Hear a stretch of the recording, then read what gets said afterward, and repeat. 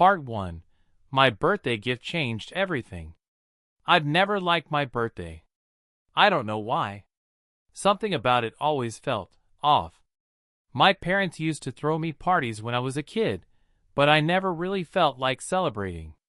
By the time I turned 28 this year, I had given up entirely. No cake. No balloons. Just another day. That's why I was surprised when I received a package at my door. No return address, no name. Just my first name, Alex, written in delicate cursive on the front. I took it inside and opened it on the kitchen counter. Inside was a small, worn-out photo album, leather-bound, with gold-trimmed edges. I flipped it open, and there she was, a little girl, maybe 5 years old, smiling in a backyard I didn't recognize. Curly blonde hair, blue eyes, wearing a yellow sundress. In the picture, she was holding a toy rabbit. There was something oddly familiar about her, not her face, but the way she was holding herself. Like I had seen her before. Somewhere. I turned the photo over. To my little brother. I'll always love you. S. My breath caught. I'm an only child. At least, that's what I've always been told. I stared at the handwriting for a long time. It was childlike, shaky, written in red ink. Little brother. I read it again and again. Who was this girl? I called my mom right away. Hey, weird question, I said, trying to keep my voice casual. Did I ever have a sibling? She laughed. You've been watching too many Netflix shows. I'm serious. There was a pause on the other end. A long one. Then, why would you ask something like that? I told her about the photo. The girl. The message on the back. Another pause. Then a sharp tone. Throw it away, Alex. Don't go looking where you shouldn't. That was it. She hung up. And that was the moment I knew something was wrong. I sat in silence for hours that evening, staring at the album. I flipped through the rest of it. Most of the photos were of the same girl. At the beach, holding a birthday balloon, sitting in a park. None of them had me in them. None, except the last. In the final photo, we were both there. A toddler version of me, maybe 3 years old, sitting next to her on a red tricycle. Her hand was on my shoulder. We were smiling. But someone had tried to scratch her face out of the photo. Roughly. Angrily. As if trying to erase her. And suddenly, I remembered something. A voice, faint and buried deep in my memory. Don't tell Alex. It'll only confuse him. I didn't know whose voice it was. But I knew one thing for sure. This wasn't a prank. This girl was real. She knew me. And someone had gone to great lengths to make sure I forgot her. My parents had always been private. But now I realized, maybe it wasn't privacy. Maybe it was secrets. Big ones. And I was ready to uncover them. Part 2. The forgotten photo in the basement. The next day, I couldn't stop thinking about the girl in the photo album. Who was she? Why did my parents act so strangely? And why had they tried to erase her from our family pictures? I decided to visit my parents' house, the place I hadn't been to in months. I told them I wanted to come by for a quick visit, hoping to sneak a closer look at their old photo albums and maybe find some answers. As soon as I stepped inside, the familiar smell of old books and worn carpet hit me. Everything seemed the same, but my mind was racing. I made my way down to the basement. It was a place I hadn't visited in years, filled with boxes of old things, forgotten memories, and dusty furniture covered with sheets. I searched through the boxes, hoping to find more photos or maybe a diary. After a while, I found a large, weathered cardboard box labeled 2000 to 2002. My heart pounded as I opened it. Inside were old photos, some baby clothes, toys, and a few worn-out books. But what caught my attention was another photo, a family picture from what looked like a summer picnic. The photo showed my parents, me, and the same girl from the album. But this time, she was standing between my mom and dad, smiling. Her hand was held by my dad. I stared at the photo in disbelief. This was my family, or at least a family I never knew I had. But then my eyes caught something disturbing. Someone had cut out the girl's face, roughly, with scissors or a knife. The paper was jagged, and the edges were yellowed with age. I felt a lump rise in my throat. Why would someone do this? Why would my parents want to erase her so badly that they destroyed their own family photo? Curiosity took over. I carefully peeled back the corner of the cutout. To my shock, I saw my own baby face beneath the torn part. It was as if they tried to replace me or hide something I wasn't supposed to see. I sat back, breathing heavily. Suddenly, footsteps echoed from upstairs. I quickly put the photo back in the box. My mom appeared at the bottom of the stairs. Her face was pale. "What are you doing down here?" she asked, her voice shaking. I wanted to ask her everything. But instead, I said softly, "Just looking for something." She sighed and looked away. "We need to talk," she said. I nodded, bracing myself. That conversation would change everything. Part 3. The Girl in My Dreams. That night, I couldn't sleep. The weight of what I discovered at the basement pressed heavily on my mind. Who was this girl? Why had my parents hidden her so deeply? I tossed and turned in my bed, but my thoughts kept dragging me back to the photo, the way her face was scratched out, the way they tried to erase her existence. As the night grew deeper, something strange began happening. I started dreaming, vivid, intense dreams I hadn't had in years. In the dream, I was a child again, about 6 years old. I was running barefoot through a sunny backyard with grass under my feet and the smell of flowers in the air. Holding my hand was a girl, the same girl from the photos. Her golden curls bounced as she ran, and her laughter filled the air like music. She looked up at me with eyes full of warmth and said softly, "Alex, don't let go." I tried to keep up, but my legs felt heavy, like I was running through quicksand. I wanted to call out her name, but no sound came from my mouth.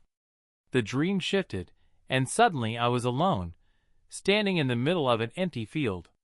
The sun was setting, and long shadows stretched out before me.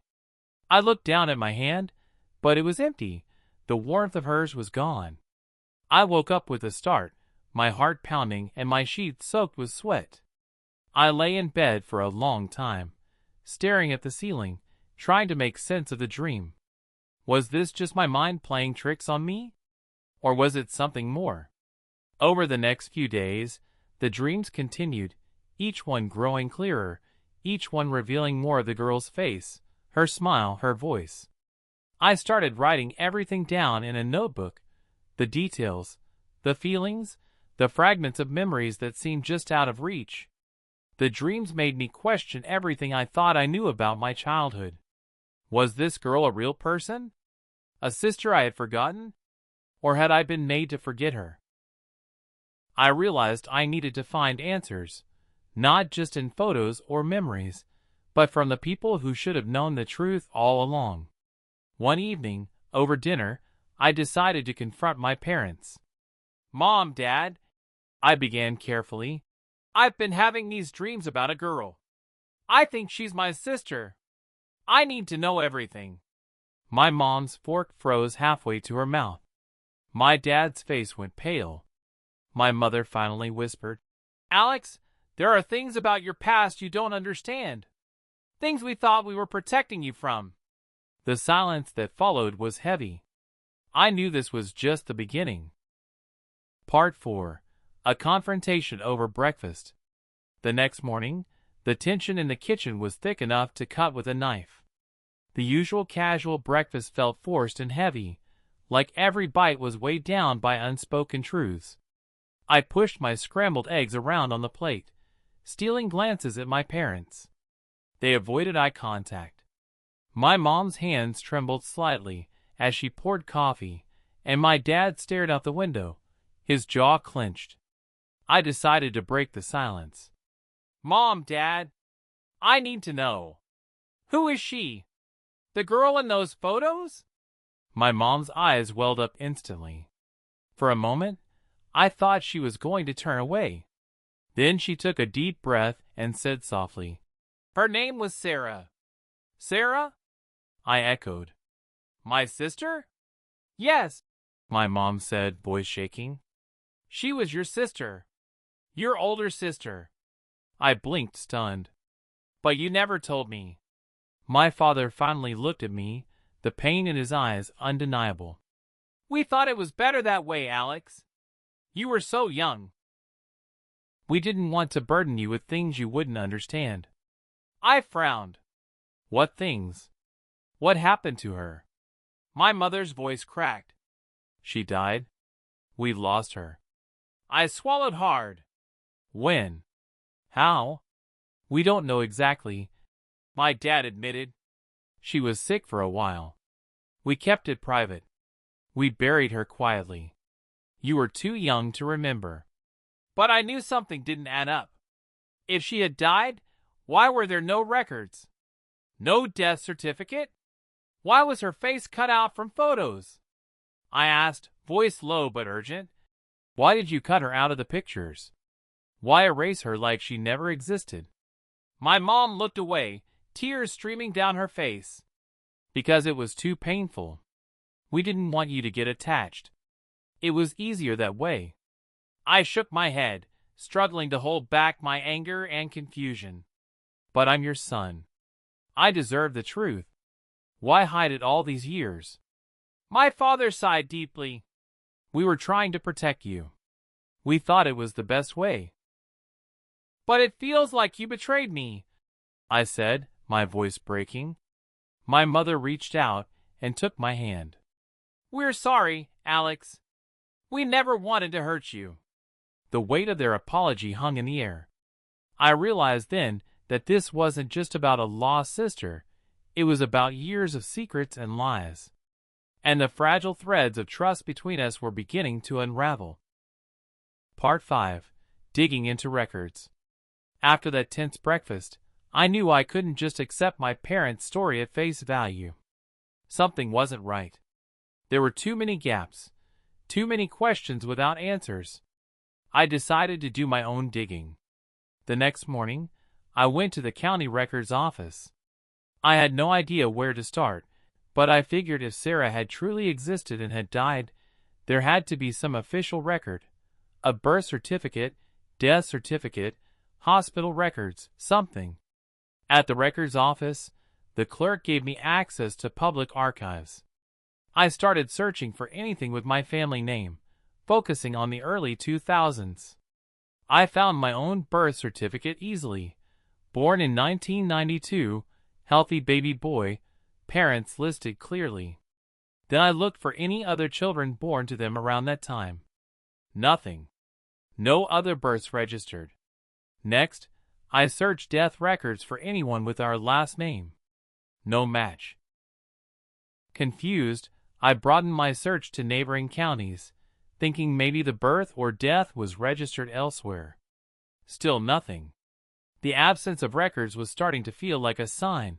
Either Sarah didn't exist, or my parents had gone to extraordinary lengths to erase her from official documents. Determined to dig deeper, I contacted the hospital where my mother had given birth to me. A nurse remembered the family vaguely, but couldn't find anything about another child born there around the time my sister supposedly was. I realized this wasn't a simple story of loss. It was something else. Maybe a secret that went beyond death and grief. Later that week, I decided to reach out to my grandmother, my mother's mother.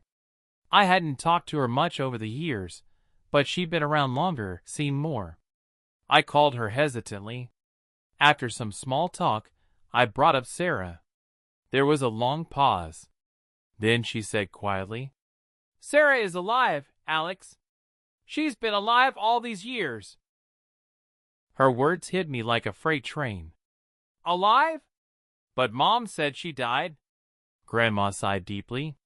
"There are things your parents never told you. Things they were too afraid to say." My mind raced. I needed to hear everything, the whole story. And so began the long, painful journey to uncover the truth about Sarah. Part 6. The Truth Unveiled. After that phone call, my world shifted. Grandma agreed to meet me at a small cafe in her town, about an hour away. I drove there with a mix of anticipation, dread, and hope, hoping for answers, dreading what they might be. When she arrived, her face was tired but determined.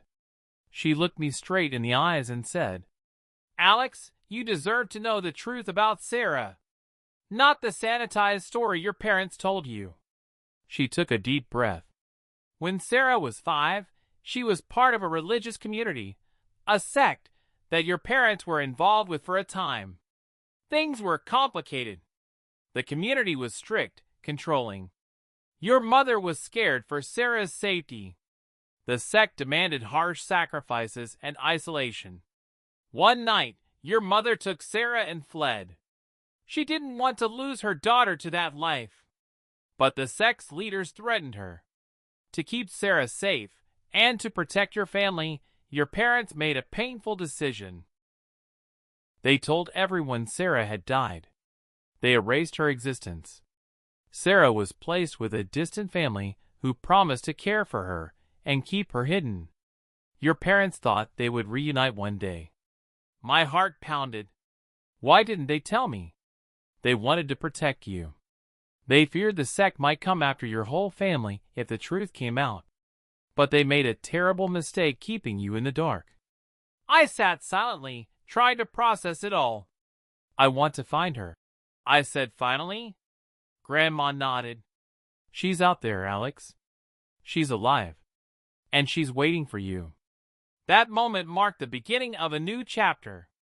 One filled with hope, pain, and the chance for healing. Because sometimes, the worst lies hide the most precious truths.